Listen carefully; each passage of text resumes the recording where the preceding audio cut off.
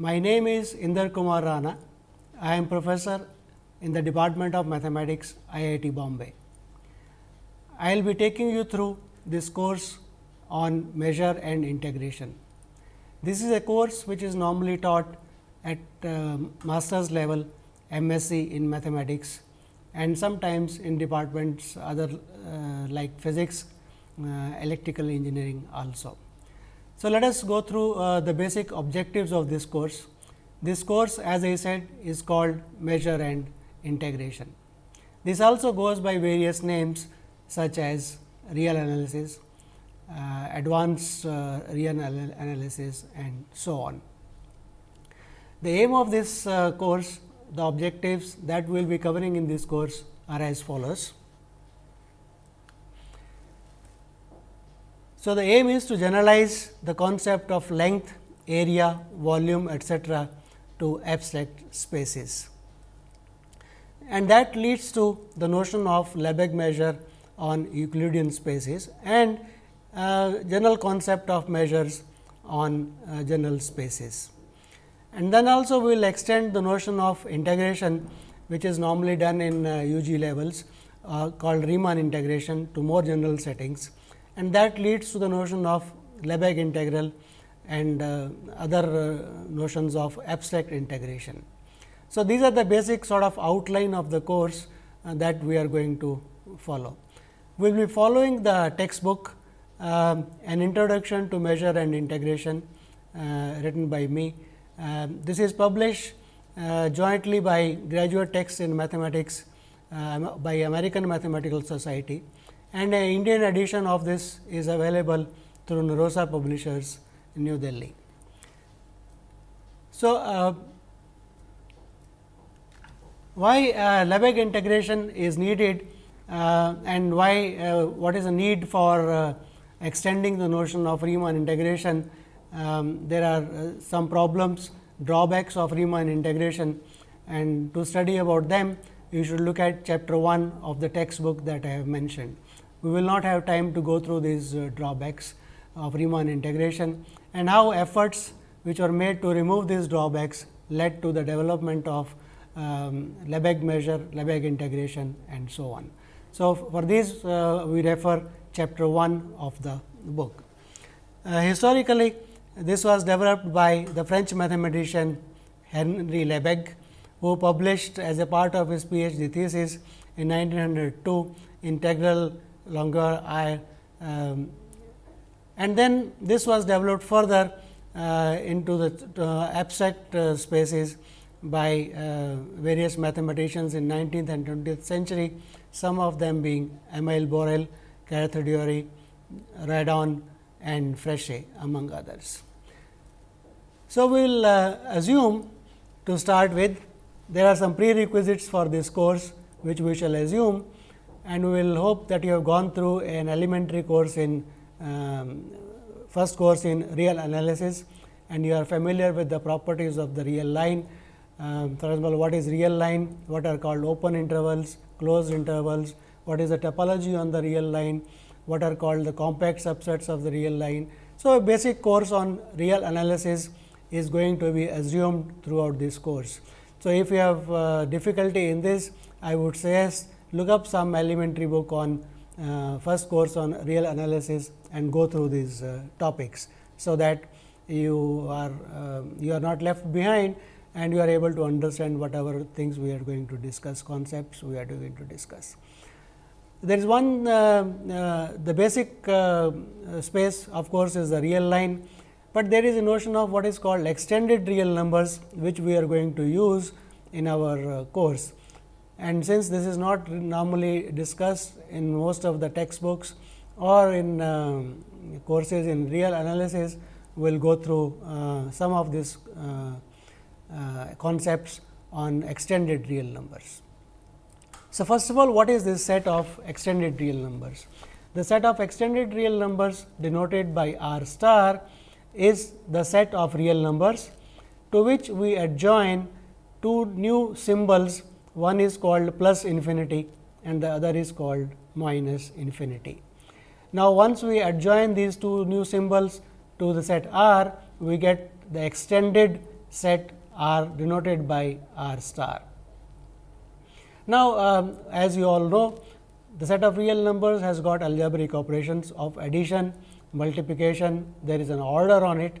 So, when we add these two new symbols to them, we would like to define how does these two new symbols, these two new objects behave with respect to the original order structure, the original operation of addition, multiplication and so on. So, we are going to define what are called operations of addition, multiplication and order on the set of extended real numbers. The first one is the order relation. So, we are going to assume or we are going to say that for every real number x in R lies between the two new symbols minus infinity, less than x, strictly less than plus infinity. So, this is how the new symbols plus infinity and minus infinity behave with respect to the order structure. So, minus infinity in R star is the smallest element and plus infinity is the largest element in R star as far as the order is concerned. For real numbers, the same original order stays. Next, let us look at the algebraic operations on R star. So, for real numbers x and y, we already know what is x plus y, but for infinity and minus infinity, the two new symbols, how are these operations defined? Here are the. So, for every x belonging to R, if you add minus infinity to x, you should get minus infinity. So, that is the rule we are specifying how does minus infinity behave with respect to addition of real numbers, and similarly plus infinity plus x is equal to plus infinity. Whatever be x, positive or negative, when added to minus infinity you get minus infinity, and when added to plus infinity you will get plus infinity. And now, how does infinity plus infinity added to itself, what is the outcome? So, it says plus infinity plus plus infinity is plus infinity, and minus infinity plus minus infinity is minus infinity. And let us specify that plus infinity plus minus infinity is not defined. So, these are the only four relations among addition of plus infinity, minus infinity with respect to x, plus infinity with itself and minus infinity with itself. Next comes the rules for multiplication. For every real number x, x into plus infinity is equal to plus infinity into x is plus infinity if x is non-negative, and similarly x multiplied by minus infinity is same as minus infinity multiplied by x is equal to minus infinity, again under the condition that x is bigger than 0. More or less we are following the rules of multiplication for real numbers. Similarly, if x is negative, so we have x multiplied by plus infinity or plus infinity multiplied by x is equal to minus infinity, the sign changes of infinity, and similarly x multiplied by minus infinity is equal to minus infinity multiplied by x is equal to plus infinity if x is less than 0. So, depending on whether x is bigger than 0 or x is less than 0, the rules for multiplication are as specified. Of course, if x and y are real numbers, the multiplication between x and y is same as that of real numbers. So, this is the rules for multiplication, and of course, there is a specific element, there is a particular element called 0 in the real numbers. How does that behave with respect to plus infinity and minus infinity? Here are the rules. For plus infinity into 0 is same as minus infinity into 0 is equal to 0. That is the same as for real numbers also, x multiplied by 0 whether positive or negative is always equal to 0. And of course, if I am multiplying plus infinity with itself, the answer is plus infinity, and if minus infinity is multiplied with plus infinity, the answer is minus infinity. So, plus minus infinity multiplied by plus infinity is plus minus infinity, and similarly plus minus infinity multiplied by minus infinity is minus plus infinity, the sign changes of the outcome. So, these are the rules for addition, multiplication and order structure on the set R star, which is nothing but the real numbers, along with two new symbols plus infinity and minus infinity. So, once again let us specify that the relations minus infinity plus infinity and plus infinity plus minus infinity are not defined. So, with these rules we get the set R star of extended real numbers, which is also denoted by this square bracket minus infinity comma square bracket plus infinity. So, that is essentially something like saying, like the real numbers are denoted by the open kind of interval minus infinity to plus infinity. If you close it on both sides, that is a notation used for extended real numbers. So, once you are familiar with the order, familiar with the addition and multiplication on the extended real numbers, we can look at the notion of sequences in real numbers, and also the notion of supremum and infimum on subsets of extended real numbers. So, let us first look at A is a subset of extended real numbers, and let us assume A is a non-empty set. Now, there is a possibility that A is a subset of real numbers only. Then we know that the completeness property of real number says, if the set A is bounded above, it must have least upper bound, or namely the supremum. Now, in the case A is a subset of R star, is a subset of extended real numbers, that means there is a possibility of minus infinity or plus infinity being a part of it. And suppose if it is bounded above, then it has to be a subset of real numbers and supremum will exist. If it is not bounded above, that means plus infinity is going to be a part of it. So, we will define the supremum of A to be equal to plus infinity if A as a part of R is not bounded above. And similarly, we will define the infimum of the set A to be equal to minus infinity if A intersection R is not bounded below. So, what we are saying is, in the subset of extended real numbers, a set which is bounded above or bounded below, we do not have to say that. So, every subset, non-empty subset of extended real numbers will always have supremum and will always have infimum. Of course, this supremum will be equal to plus infinity if the set A is not bounded above, and it will be equal to minus infinity, and the infimum will be equal to minus infinity if it is not bounded above. So, it is a very nice situation, every subset has supremum as well as infimum. Now, a similar conditions will hold, or similar results will hold for limits of sequences in R star. So, let us look at a sequence x n which is monotonically increasing and which is not bounded above.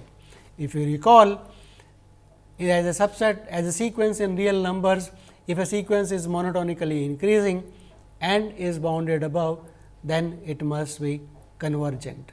And now, if a sequence is monotonically increasing and it is in R star, it is a sequence of extended real numbers and not bounded above, that means plus infinity is going to be an element of it. So, we will say if it is not bounded above, we will say a sequence is convergent to plus infinity and write this as equal to plus infinity. This is essentially also we say when x n is a sequence of real number which is monotonically increasing and not bounded above. In that case also we write the limit to be equal to plus infinity.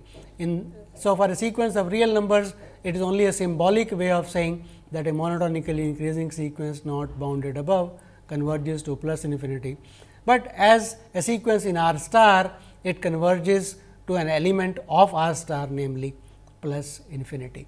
Similarly, a sequence x n in R star which is monotonically decreasing, and if it is not bounded below, we say it converges to minus infinity and write this as limit n going to infinity x n is equal to minus infinity.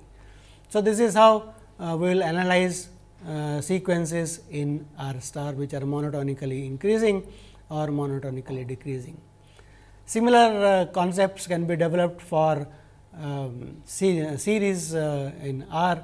So, let us just say a few things about sequences, because every monotone sequence is convergent. So, if I look at the sequence, given any sequence, look at the supremums of that sequence from the stage j onwards. So, supremum k bigger than or equal to j of x k, then that gives me a new sequence, and that sequence will always converge, and similarly the infimum from k bigger than or equal to j x k will also converge, because these are monotone sequences, and monotone sequences in R star always converge. So, limit of the supremum k bigger than or equal to j, for that is denoted by limit superior of x n, and similarly for the infimum k bigger than or equal to j x k is called the limit inferior of the sequence. So, in general we already know that limit inferior is always less than or equal to limit superior, and the sequence will converge when the limit inferior is equal to the limit superior, even in the case of sequences in R star. So, this is how sequences behave in. Now, let us look at sequence. From sequences, let us go to the concept of series. Suppose x k bigger than or equal to 1 is a sequence in R star. Then let us look at the partial sums of this sequence S n, that is the sum of the first n terms of the sequence. So, that is denoted by S n, which is summation k equal to 1 to n x k. So, for every n this is well defined, and one can ask whether this sequence is convergent or not in R star. So, if this series is convergent in R star, then we if the sequence is convergent in R star, the sum of partial sums, the sequence of partial sums, if it is convergent in R star, we say that the series is convergent, and the limit is called the sum of the series. So, this is basically same as that of real line, only keep in mind how sequences behave in the real line. So, with this basic discussion about what is the basic space of extended real numbers we are going to deal with. We start with a proper concepts in our subject, measure and integration. The first concept are going to be first few concepts are going to be discussions about class of subsets of a non-empty set. So, we are going to look at some collection of subsets of a given non-empty set X with certain properties. These collection of subsets, which we are going to call them as semi-algebras, algebras, sigma algebras and monotone classes. These are various classes which play an important role later on in our subject. So, let us start with looking at what is called a semi-algebra of subsets of a set X. So, let X be a non-empty set, and let C be a collection of subsets of that set X. We say that the class C is a semi-algebra of subsets of X if it has the following properties. This collection C has the following properties. 1.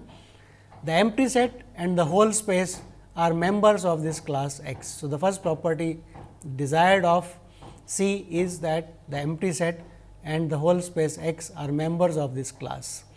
And the second one is that this class is closed under intersections. That means, if A and B are two elements of this collection, then the intersection of these sets A and B should also be a member of the class C. So, this class C is closed under intersections, that is the second property. There is a third property which we will describe soon, that is saying that this class need not be closed under complements, but will require additional property. So, let me write that property and explain, because it is best understood when it is written. So, X is a non-empty set, C is a collection of subsets of the set X. So, the first property we said empty set and the whole space belong to C, and second property was if A and B belong to C, then that implies A intersection B belong to C. And the third property, which is very crucial, is that if A belongs to C, then that implies the set, look at the set A complement, that need not be in C, but we want to say you can write C as union of elements C I, finite number of them, I equal to some 1 to n, such that C i's are elements of C and they are pairwise disjoint. C I intersection C j is empty. So, let us just go through these concepts again. A collection C in P x having the following properties. 1. The empty set, the whole space are elements of it. If A and B belong to it, then the intersection of these two sets, namely A intersection B, is also an element of this collection C. And the third property is, if A is a subset of C, then A complement, the complement of this set in X of course, should be representable as union of C i's, I equal to 1 to n, where these C i's are elements of C and they are pairwise disjoint. So, this property that C I intersection C j is non empty for I not equal to j, we just say they are pairwise disjoint. So, such a collection C is called a semi-algebra of subsets of X. So, let us look at some examples to get familiarized with this notion of semi-algebras. So, let us take let us look at some examples.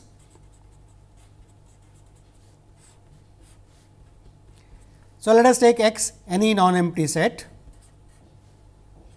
Let us take the collection C to be equal to all subsets of X. So, P of X, what is P of X? That is a power set of X. So, normally this is called the power set of X, which is same as all subsets of X. So, C is the collection of all subsets of X. Do you think it is closed under, so do you think phi and x belong to C? Obviously, it is a collection of all subsets. So, phi and x belong. Obviously, A intersection B also belongs to it if A and B belong to C, because if A and B are subsets of it, then naturally A intersection B also is a subset. And in fact, if A belongs to C, then that implies A complement also belongs to C, because A complement itself is a subset of X. So, A complement belongs to P x, it is a subset of X. So, belongs to P x, which is C. So, the collection of all subsets of the set X is a example, which is an obvious example of a semi algebra of subsets of a set X. Let us look at some more examples. This was an obvious example. So, let us look at the second example, namely let us look at X equal to real line, and let us take the collection C all intervals in R. So, we are looking at the collection of all intervals in R, that is a collection C. So, first property, is empty set a member of C? Well, here you will have to understand, of course, yes, one way of looking at it is empty set can be written as the open interval A comma A for any point A belonging to R, and that is an interval. So, that belongs to the collection C. Second property, let us take two intervals I and j belong to C. So, does this imply the intersection I intersection j belong to C? So, that is the question. Means, if I and j are two intervals, can I say I intersection j is also an interval? Let us check in the picture. let us take two intervals I and j. So, let us say here is the interval I and here is the interval j. So, one possibility is that they are disjoint from each other. So, here I intersection j is empty. So, hence belongs to C. What is the other possibility? Other possibility is, let us take they intersect. Okay. So, here is my interval j and here is my interval I. Then what is the intersection of these two? So, this is I and that is j. So, that is my intersection of I and j, and clearly that is also. So, I intersection j is also an interval. So, it belongs. So, two cases, case 1 when they are disjoint, empty set, intersection is empty set and belongs to C, and if they overlap, then the overlap itself is again an interval and that belongs to C. Okay. So, it is quite clear that this collection of all intervals is closed under intersection also. Let us look at the third property, which is crucial, and that says if I take an interval I. So, the third property that we want to verify is if I is an interval, I should look at the complement of that interval and should be able to write it as union of C I equal to 1 to n, where C i's belong to C and C I intersection C j is empty for I not equal to j. So, once again let us look at an interval. So, let us look at an interval, say open interval A and B. So, that is my interval. Okay. So, what is going to be the complement of this? In fact, the complement of this looks like two pieces, one is this side, other is this side. So, this piece and this piece. So, for this I can write that the complement. So, R minus A B is equal to minus infinity to A enclosed union B to plus infinity, right. So, this is this part and this is this part. So, if I take an interval I, so that is I complement, where I is the interval A to B, then its complement is a disjoint union of two elements. Similar cases will follow if, for example, A is left open or right closed. So, let us write R if it is of the type this, then I can write this as if this point A is enclosed. So, minus infinity to A, the complement will be this open here and union B to plus infinity, and similarly the other cases. So, I will suggest that you write down yourself. So, we have verified C, the collection of all intervals in R is a semi algebra of subsets of real line. Okay.